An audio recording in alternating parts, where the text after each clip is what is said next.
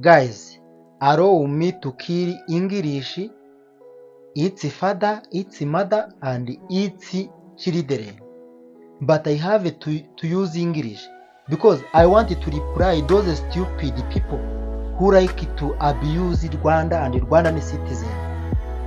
As it's not enough, they add our lovely president in their stupidity stories on social media. Guys, before you talk about our president, before you talk about Rwanda and Rwandan citizens, think wisely.